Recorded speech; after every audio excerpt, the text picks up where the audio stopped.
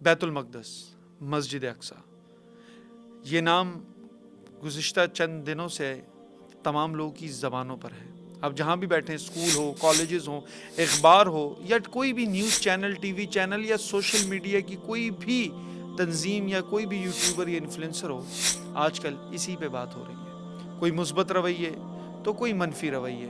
اس حساب سے ہر کوئی اپنا کوئی نہ کوئی پرسپیکٹو، کوئی نہ کوئی نظریہ ضرور پیش کر رہا ہے. لیکن اصل وجہ یہ ہے کہ پاکستان کے اندر ابھی بھی کچھ ایسے لوگ ہیں جو ابھی تک مسجد اقصی اصل میں مسئلہ کیا ہے، اصل میں بیت المقدس کے لیے تمام تر مذاہب کیوں ایک ساتھ مل کر خانہ جنگی اور جنگ کے لیے مبتلا ہو گئے اور ایک دوسرے کے جانوں کی دشمن بن گئے. آخر what is the reason behind it, آخر وجہ کیا ہے؟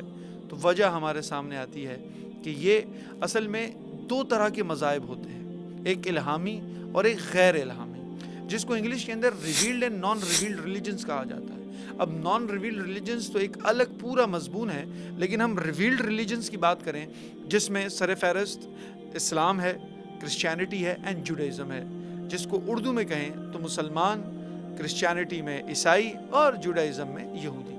اگر ہم ان تینوں کو دیکھیں تو تینوں کے یہاں مسجد اقصی، بیت المقدس کی بہت زیادہ اہمیت ہے، اور تینوں نہ صرف مسجد اقصی کے لیے لڑ بھی سکتے ہیں، جانیں دے بھی سکتے ہیں اور لے بھی سکتے ہیں.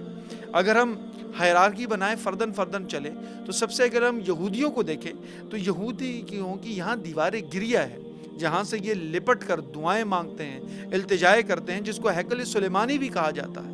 اور ان کے نزدیک دجال کا ظہور بھی یہیں سے ہوگا، اور حدیثوں میں آیا ہے سب سے پہلے یہودی ہوں گے جو دجال کو اپنا سردار تسلیم کر لیں گے. اگر ہم کرسچینٹی کی طرف آتے ہیں تو کرسچینٹی کو بھی سب سے زیادہ وہ بیت المقدس کو امپورٹنس دیتے ہیں، جس کی بہت ساری وجوہات ہیں، جس میں سب سے پرومیننٹ چیزیں وہ ہے کہ وہ مانتے ہیں کہ حضرت عیسیٰ علیہ السلام کو ان کے نزدیک جہاں مصلوب کیا گیا تھا، صلیب پر چڑھایا گیا تھا، وہ بیت المقدس تھا.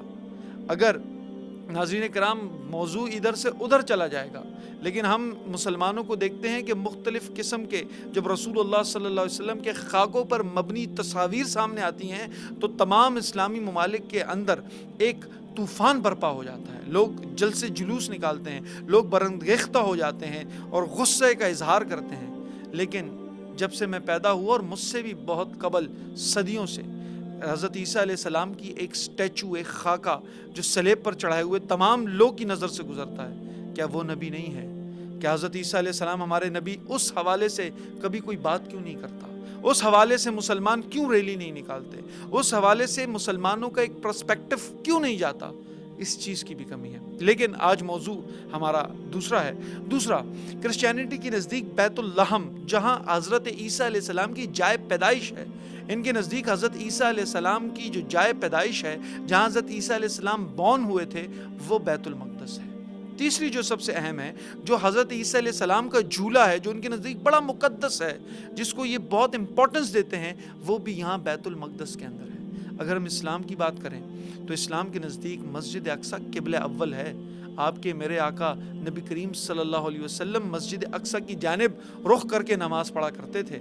جو سیکنڈ ایئر آف ہجرہ میں، دوسرے سال جب مدینہ کی ہجرت ہوئی تو اللہ رب العزت نے ان کو حکم دیا نماز کے اندر کہ ہاں اپنا قبلہ اب خانہ کعبہ کی طرف موڑ لو.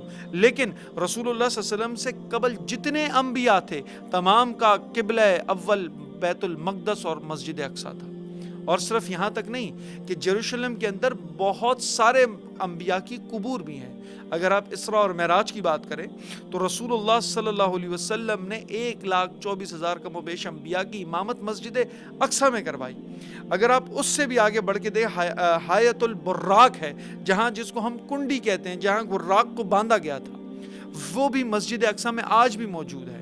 اور وہ جو کنڈی ہے جہاں رسول اللہ صلی اللہ علیہ وسلم نے براق کو باندھا تھا، اور حدیث کی کتابوں میں آئے صرف رسول اللہ صلی اللہ علیہ وسلم نے نہیں، جتنے بھی انبیاء جو ادھر آئے مسجد اقصی میں، انہوں نے اپنی جس سواری پر آئے اس کو وہیں باندھا تھا. تو مسجد اقصی کی اتنی امپورٹنس ہے. آج ہم دیکھیں کہ جنگ جو جاری ہے، ہم یہ سمجھتے ہیں یہ فلسطین اور اسرائیل کی جنگ ہے، بلکہ یہ تمام عالم اسلام اور کفر کی جنگ ہے. یہ دو ملکوں کی جنگ نہیں ہے، یہ دو نظریوں کی جنگ ہے. یہ دو افراد کی جنگ نہیں ہے، دو قوموں کی جنگ نہیں ہے، بلکہ دو آئیڈیالوجیز کی جنگ ہے۔ یہ اسلام اور کفر کی جنگ ہے۔ یہ انہی جنگوں میں سے ہے جو میرے رسول اللہ صلی اللہ علیہ وسلم نے بدر کی لڑی ہیں۔ یہ وہی جنگیں ہیں جو امام حسین نے یزید کے خلاف لڑی ہیں۔ یہ وہی جنگیں ہیں جو اسلام اور کفر کے درمیان ہیں۔ آج ناظرین کرام دیکھنا یہ ہے کہ آپ اس جنگ میں کہاں کھڑے ہیں۔ آیا کہ ہم حسینی فوج میں سے ہیں؟ آیا کہ ہم یزیدی فوج میں سے ہیں؟ آیا کہ ہم اس نظریے پر کھڑے ہیں کہ ہم فلسطین کے نہیں بلکہ مسجد اقصیٰ کے اور مسلمانوں کے ساتھ کھڑے ہیں، یا ہم اسرائیلی نظریات کے ساتھ کھڑے ہیں؟ سوچنا